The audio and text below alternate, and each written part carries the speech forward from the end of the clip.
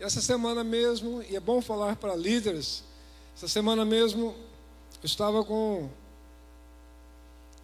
essas questões na cabeça, né? Me formei em engenharia e estava andando, e algumas pessoas sempre me dizem: por que você não é engenheiro também? Por que você não exerce a engenharia também?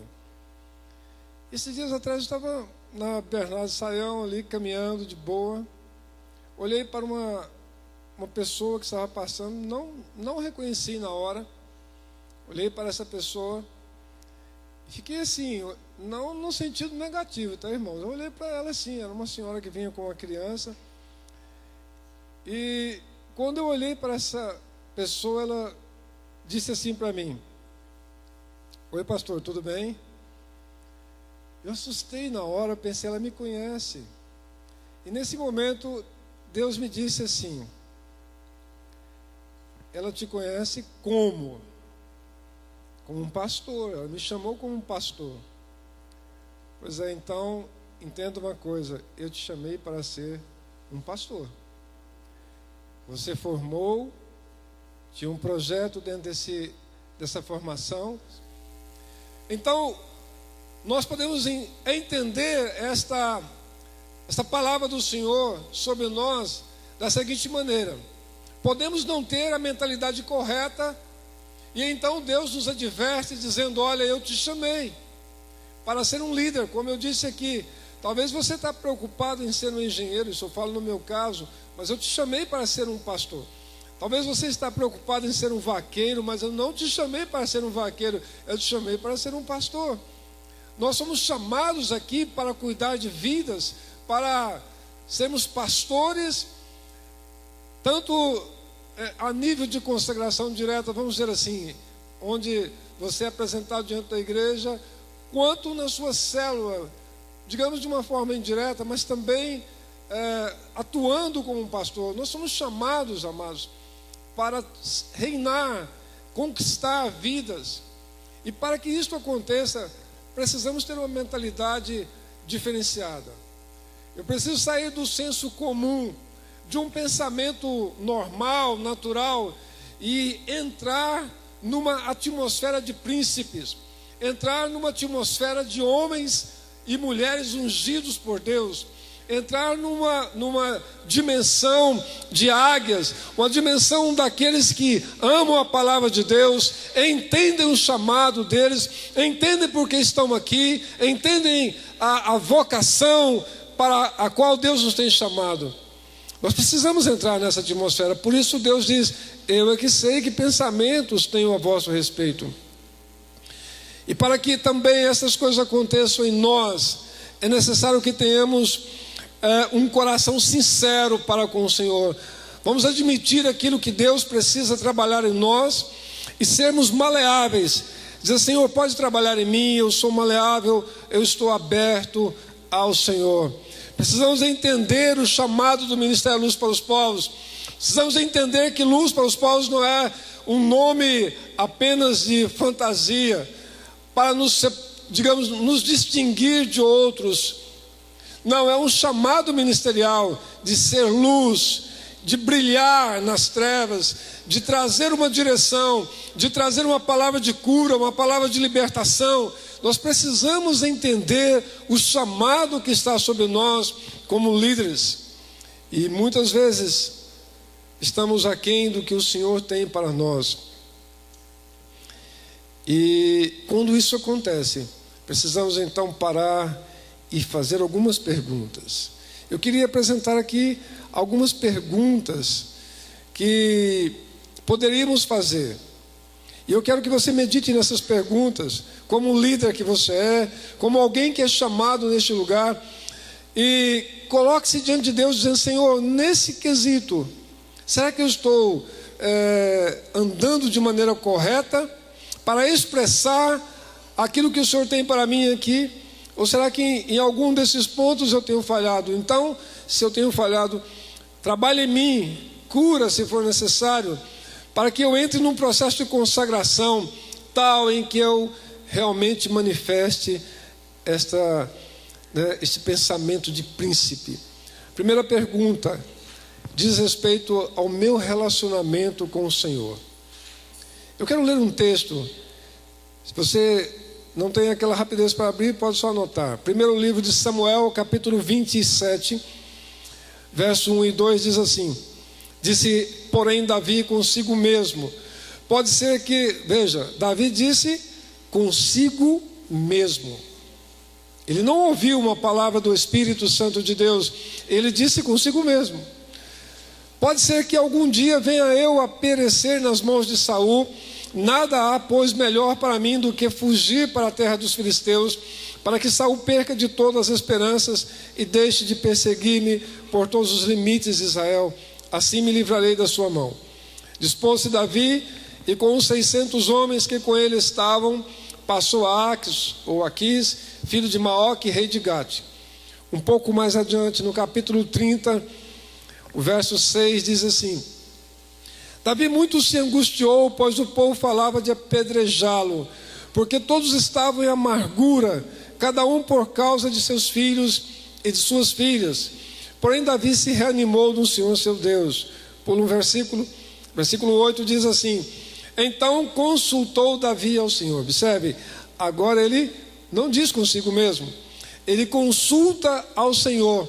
Então consultou Davi ao Senhor, e dizendo: perseguirei eu o bando, alcançá-lo-ei. Respondeu-lhe o Senhor: persegue-o, porque de fato o alcançarás e tudo libertarás. O texto não fala, queridos, mas podemos pensar assim: chegou um momento em que Davi desistiu. No capítulo 27, aqui, quando ele disse consigo mesmo que era melhor ele sair, até o capítulo 30, no verso 6, não há nenhum registro bíblico dizendo que Davi, ele falou com o Senhor. Parece que ele se escondeu, ele começou a ficar amargurado com o Senhor. E há momentos em que isso pode acontecer conosco, mas observe a vida de Davi. Ele foi ungido por volta dos 17 anos, e ele recebeu uma palavra de Deus, uma palavra de condução. Olha, você será um rei nessa nação, você será um libertador nessa nação, e isso acontecerá com você. E foram palavras ditas a ele. Deus veio ungindo, capacitando, levantou o profeta Samuel para falar com ele. Mas observe, 17, 18, 19 anos, 20 anos, 21, 22, Saul começou a ter inveja dele, persegui-lo. 23, 24, 25, 26, 27, 28, 29. Chegou um momento que parece que ele cansou, ele desistiu. Davi estava decepcionado e ele se afasta do seu chamado. Ele começa a afastar. Sabe, mas esta é uma situação curiosa. Podemos nos colocar na posição de Davi. Sabe quantas vezes você já ouviu falar sobre o Ministério Luz para os Povos? Quantas palavras proféticas existem sobre este ministério? Ou, pessoalmente, quantas palavras proféticas existem sobre a sua vida? Sabe, mas parece que o tempo vai passando, e as perseguições vêm, as dificuldades vêm, o diabo vem com todo vigor para destruir, para arrancar essa palavra dos nossos corações, e parece que chega um ponto em que parece que nada acontece. Eu fui chamado por Deus, eu fui colocado, ungido, eu ouvi uma palavra de Deus, ela queimou em meu coração, ela ardeu em meu coração, mas parece que agora os anos passaram, as coisas estão passando, eu estou passando e eu não estou vendo isso acontecer comigo. E de repente eu posso dizer: Senhor, vai ver, eu me enganei, vai ver, eu não fui chamado assim pelo Senhor mesmo, vai ver, eu não sou esse líder que o Senhor pensa que eu sou, vai ver, eu não sou esse pastor ou essa pastora que o Senhor pensa que eu sou. O Senhor se enganou comigo. Meu Deus, o melhor que eu tenho que fazer é sair, é me esconder no mundo, é me esconder no meu trabalho, é me esconder nas atividades seculares e esquecer dessas coisas de igreja. Pode ser que eu vá num culto, pode ser que eu participe de uma reunião, mas Senhor, eu estou cansado. Será que essas coisas podem acontecer com líderes? Então surge a mágoa, e esta mágoa pode ser para com Deus. Podemos achar que o Senhor se esqueceu de nós. Podemos achar que as promessas que Ele fez, Ele não fez assim, e olhou e disse: olha, talvez eu não seja aquele líder, talvez eu não seja aquela pessoa assim, que parece que tudo acontece e dá certo com ela. Para comigo parece que as coisas não estão assim, e eu começo a me entristecer e dizer: Senhor, não chega, eu quero fugir do meu chamado. Fugir do meu chamado. Sabe, esses dias que eu estava andando na Bernardo de Saião, eu estava pensando algo assim: meu Deus, será que eu não poderia ser pastor mesmo? Não, é que as coisas não são bem assim. E a mulher olha para mim e diz: olha, pastor, tudo bem? Eu pensei, e o Espírito me falou: como as pessoas te conhecem? Quando elas olham para você, como elas te conhecem? E sabe o que acontece com Davi? Ele, ao sair do seu chamado, ele começa a mentir, ele começa a dizer que atacou os inimigos dos filisteus, mas na verdade ele estava mentindo, fazendo um jogo duplo. Ele queria agradar Israel, porque o chamado estava ali, mas também não queria se indispor com os filisteus. E ele começa a mentir, ele começa a fazer um papel duplo, e chega um momento em que Deus tem que sacudi-lo, porque ele está a ponto de ir contra o povo ao qual ele foi chamado para ser um libertador. A primeira pergunta então é: como está a sua relação para com Deus? Será que você não tem pensado de si mesmo? Como disse Davi, pode ser que o melhor que eu tenho que fazer é trabalhar mesmo, é ser um profissional bem habilitado. Não estou contra isso não, mas é esconder-me nessas coisas, esconder o meu chamado e dizer: não, olha, eu não sirvo para isso, eu vou me esconder aqui, eu vou ficar aqui. E pode ser que às vezes, escondido, eu ataco a igreja. Eu estou dizendo: a igreja está fazendo isso, a igreja está fazendo aquilo. Eu começo a ser alguém que ataca a igreja, alguém que foi chamado para ser de Deus. De repente volto para aquelas coisas. Mas um dia a graça de Deus alcançou Davi, porque chegou um momento em que os próprios amigos dele disseram: você não vale nada, Davi, você é uma peste, vamos te apedrejar, te matar. Olha, estando com você só deu prejuízo, só deu problema. Olha, perdi minha esposa, perdi meus filhos.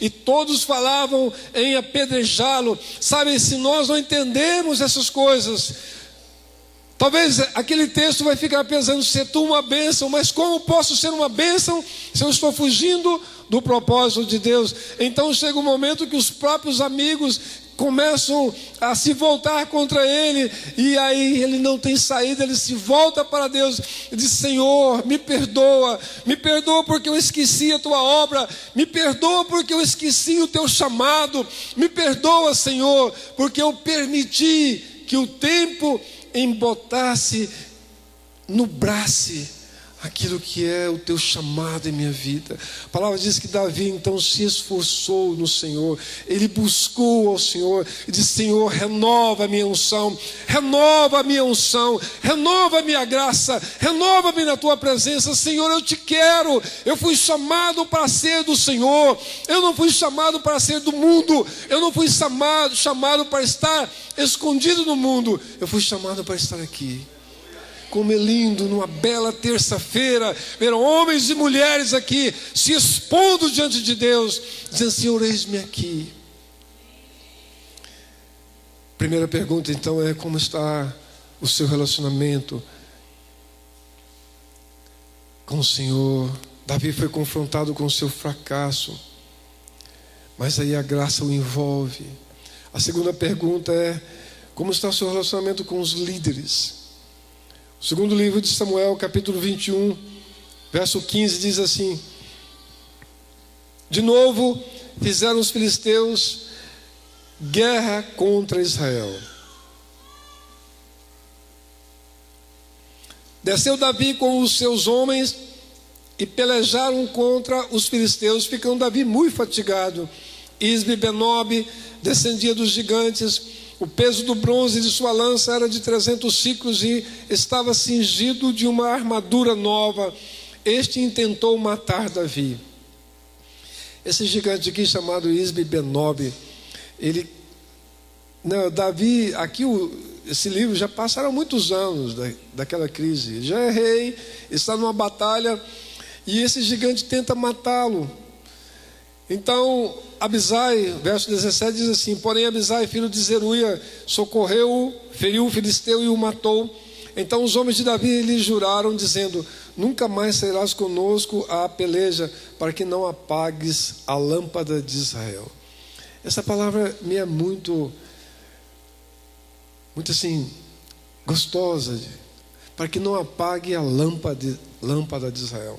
Sabe, amados, Davi era o escolhido de Deus para implantar o reino, mas as suas forças estavam se debilitando.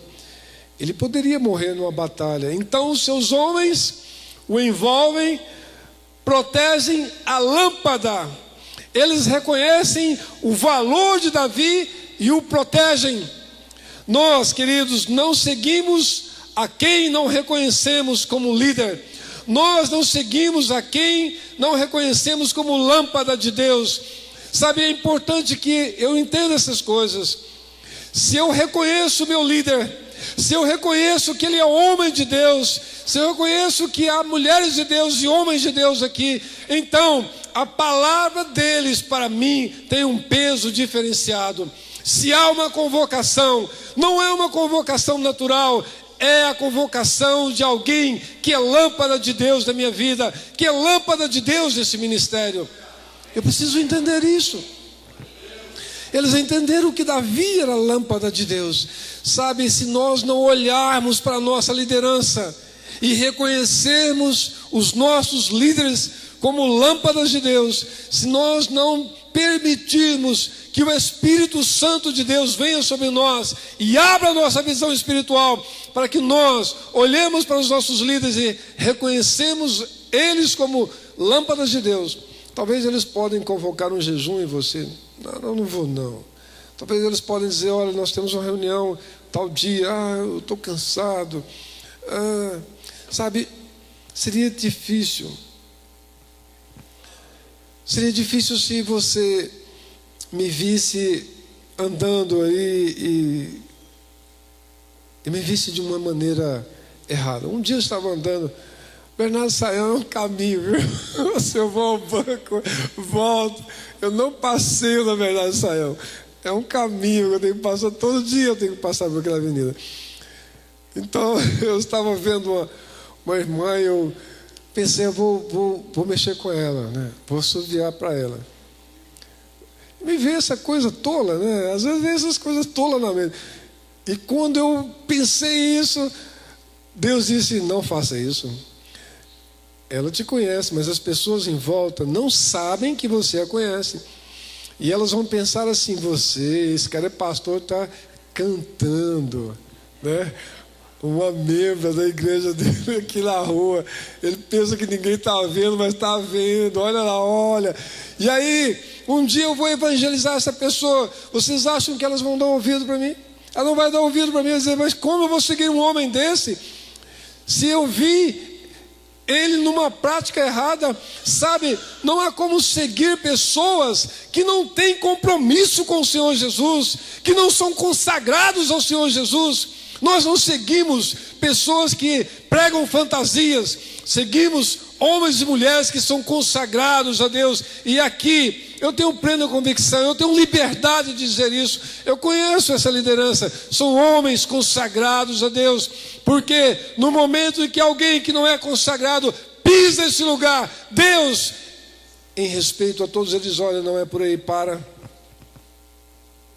Sabe, nós temos que entender que seguimos a lâmpadas de Deus. Que o Senhor restaure em nós a visão correta para com os nossos líderes. Sabe, não devemos permitir que a postura de depreciação contra a liderança afete as nossas vidas.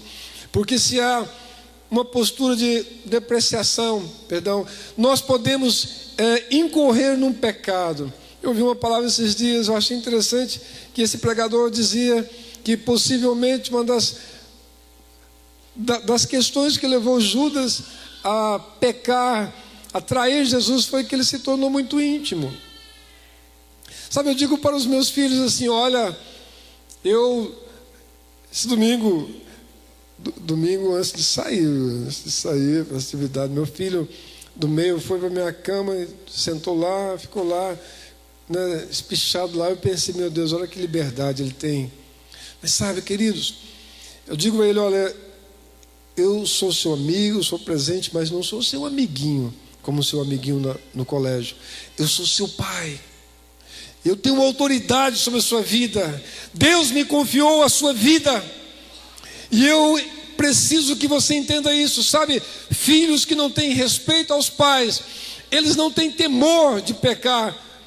Filhos que alimentam a palavra dizendo: meu pai é um banana, meu pai não sabe de nada. O diabo incita isso para que eles pequem, para que eles vão para um caminho de morte.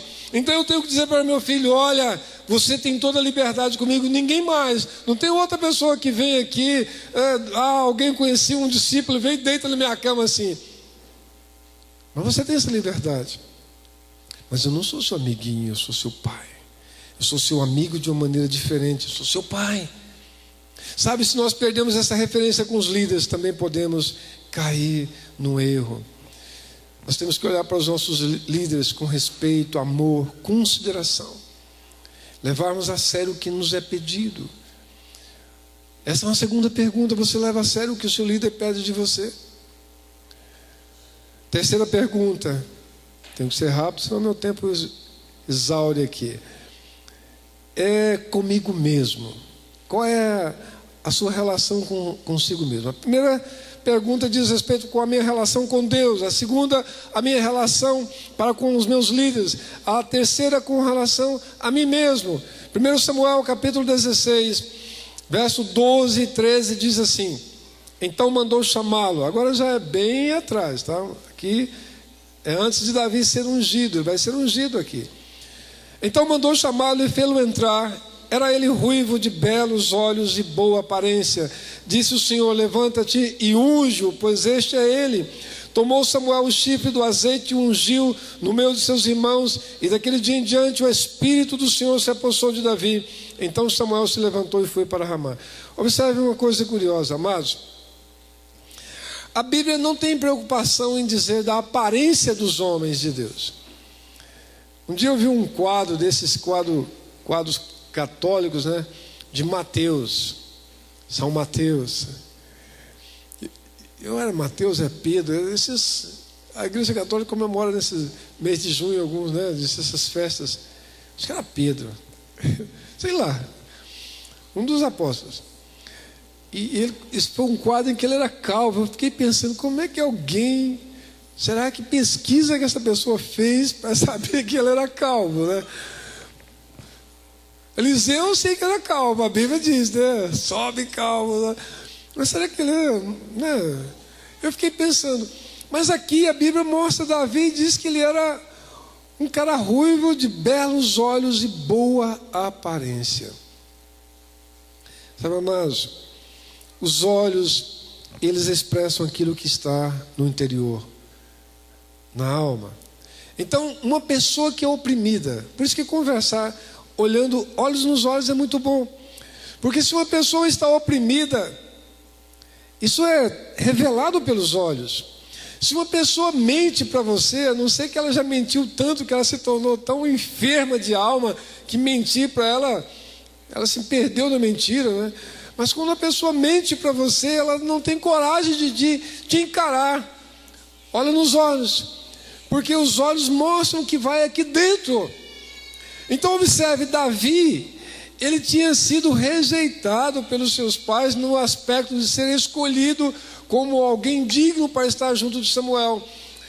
Samuel foi para ungir um novo rei e participar de uma celebração com Samuel e seus filhos. Samuel escolheu os filhos dele, mas deixou Davi ali cuidando das ovelhas. Não, Davi, você não precisa ir, não. Mas sabe, queridos, ele não alimentou aquele sentimento de ser um gafanhoto. Eu não dou conta, eu sou incapaz, eu não sou capaz de fazer isso, eu não sou capaz de pregar, eu não sou capaz de liderar, Ele não alimentou isso, irmãos. Sabe, Deus não nos faz assim. Deus não nos faz assim. Hoje chegou uma aluna na minha sala e ela começou a chorar, porque se sentia desqualificada diante dos companheiros. Ela pensou: eu não dou conta, eu sou desqualificada. Eu fiquei olhando para ela e disse: olha, primeiro você está tendo uma postura errada. Você está vendo o desafio. Imagine uma escadaria de 400 degraus, uma escadaria absurda. Você vai olhar essa escadaria assim no conjunto, você vai achar aquilo muito grande. Agora imagine que você olhou, alguém está no 100º degrau, você vai pensar: meu Deus, ele está lá em cima, eu estou aqui embaixo, eu não dou conta. Você não pode se comparar a outras pessoas. Eu disse a ela: você não pode se ver primeiramente diante de um desafio tão grande assim, nesse aspecto. Você tem que ver o seguinte: qual é o seu desafio agora? O seu desafio agora é o primeiro degrau, e Deus te capacita para isso, porque Deus não te fez para ser alguém menor.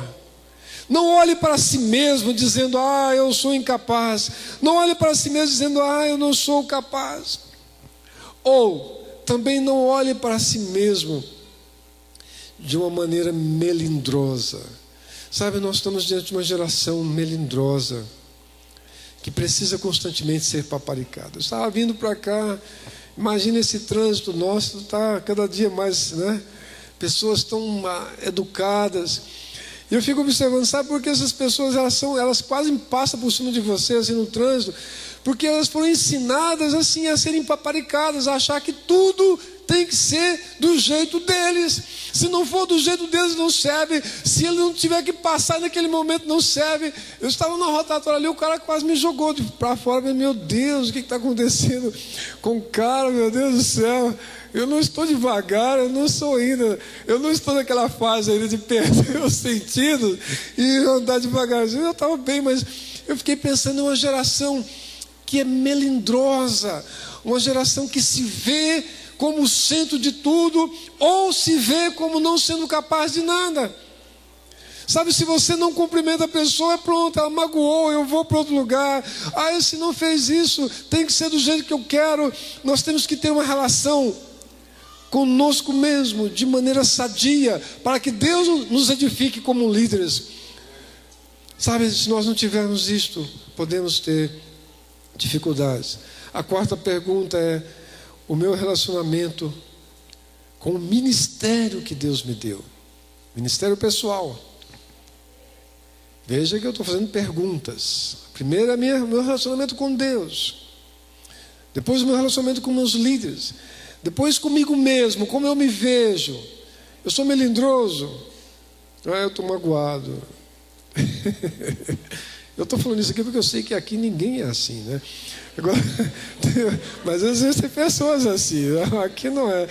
Agora, o relacionamento com o ministério que Deus te deu. Você hoje é um líder de célula, você é um pastor, qual a posição que você tem? Juízes 1, verso 13 a 15 diz assim: tomou-a, pois, Otiniel, filho de Kenaz, o irmão de Calebe, mais novo do que ele, e Calebe lhe deu sua filha Axa por mulher. Esta, quando se foi a ele, insistiu com ele para que pedisse um campo ao pai dela, e ela apeou do jumento. Então Calebe lhe perguntou: o que desejas? Olha só o que essa filha de Calebe diz: dá-me um presente, deste-me terra seca, dá-me também fontes de água. Então Calebe lhe deu as fontes superiores e as fontes inferiores. Sabe o que esse texto nos marca, queridos? Elas não se conformaram com a terra seca. Quando eu era fazendeiro, eu sabia disso. Vaqueiro lá no Vale Verde.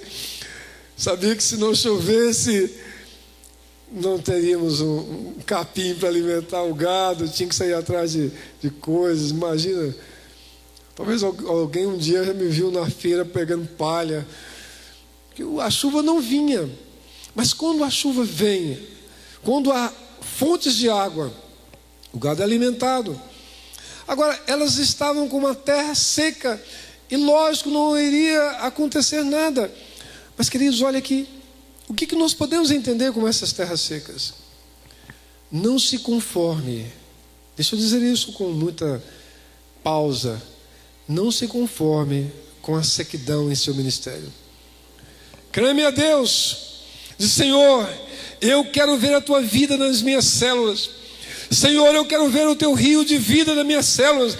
Senhor, eu não me conformo de ir para a minha célula e o Senhor não derramar da tua vida.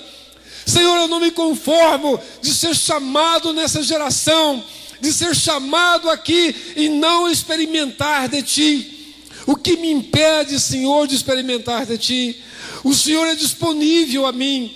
O Senhor se deu a mim, o Senhor liberou a tua palavra, o Senhor liberou o teu Espírito, ele já foi derramado. Senhor, então eu não me conformo com a sequidão. Oh Deus, eu clamo a ti, enche a minha vida, transborde em mim, Senhor, transborde no meu ministério, oh Deus. Clame a Deus. Senhor, o Senhor me chamou para ser um líder de célula, e eu quero ser um líder de célula mais excelente deste ministério. Eu quero fluir rios de vida, eu quero ser um discipulador onde há vida. Sabe, queridos, olhe para o seu chamado ministerial, não se conforme, não permita que a religiosidade entre. Não permita que o repetir uma coisa após a outra entre. Diz: Senhor, a cada dia eu quero ver algo novo. A cada dia eu quero te experimentar de maneira nova. Sabe, há um texto na palavra de Deus sobre Salomão, que diz assim, ele diz que tudo é vaidade, tudo é a mesma coisa. Um dia nasce, se põe, tudo é a mesma coisa. Só que Salmos 29, 19 a 29, acho que é 19, mostra o salmista Davi, seu pai, dizendo do nascer do sol e do pôr do sol.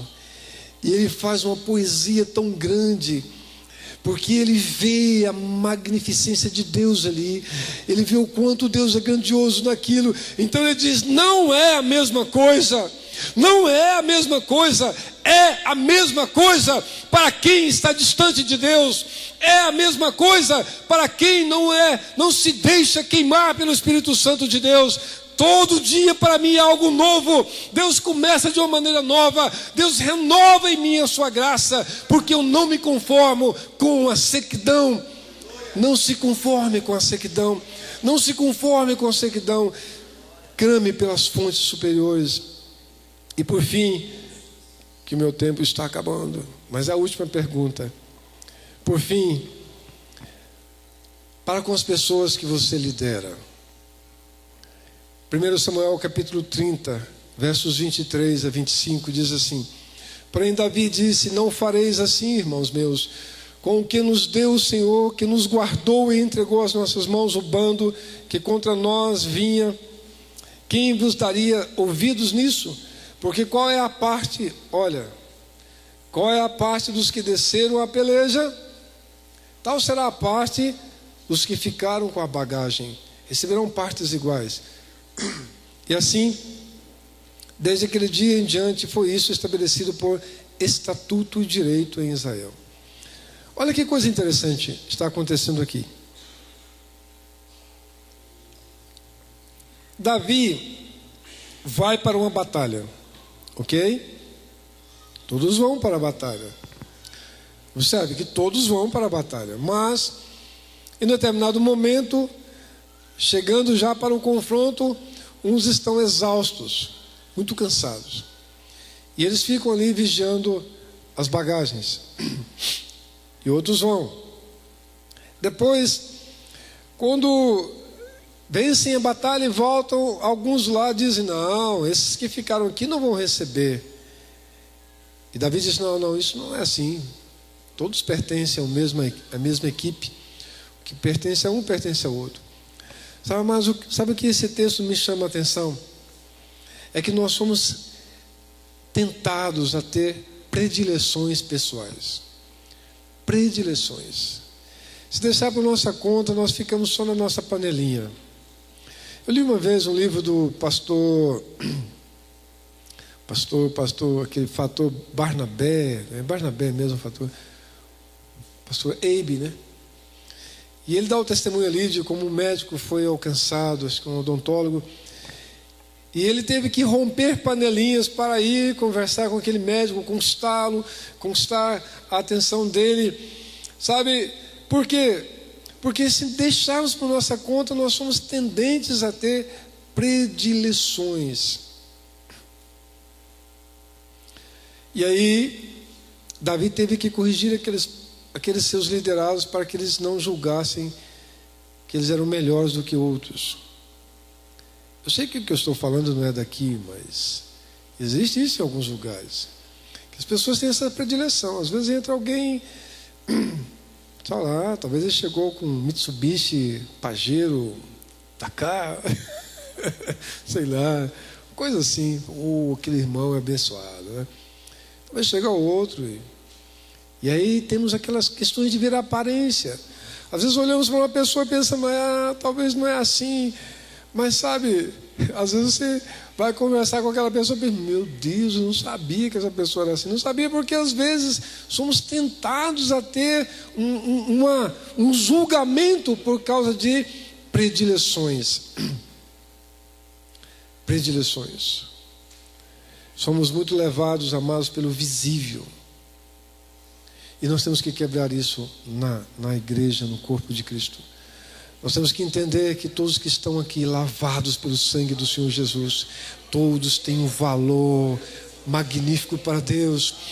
Todos foram lavados, todos foram conquistados na cruz do Calvário, todos foram chamados pelo Espírito Santo de Deus, foram cheios do mesmo Espírito, cheios da mesma graça, cheios do mesmo poder. Nós não podemos permitir que predileções pessoais, que questões que nós temos interfiram no nosso ministério.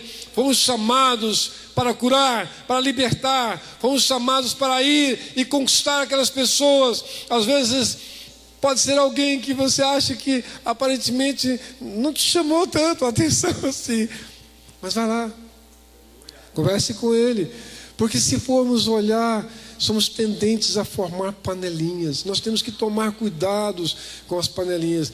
Sabe, talvez assim, há um momento de folga, de descontração, que você pode fazer a panelinha.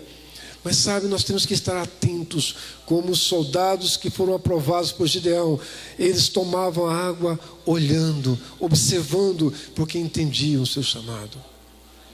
Sabe, queridos, nós estamos diante de líderes, homens e mulheres que estão diante de células que estão ganhando almas, que estão diante de um desafio de consagração.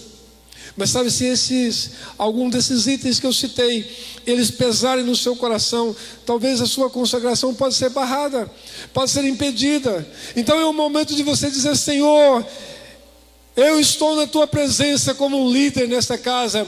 Eu estou aqui para ser trabalhado por ti. Então, Senhor, vem sobre mim com o teu bálsamo. Vamos orar sobre isso? Vamos ficar em pé e orar e dizer, Senhor, vem sobre mim com o teu bálsamo. Vem sobre mim, Senhor. Sabe, nessa reunião de líderes, vem sobre mim, ó Deus. Ó Espírito Santo de Deus, vem sobre mim, Senhor. Vem sobre mim para que eu não permita que o meu chamado seja embotado, que eu não permita, ó Deus, que o mundo me envolva e eu me esconda nele e fuja do meu chamado.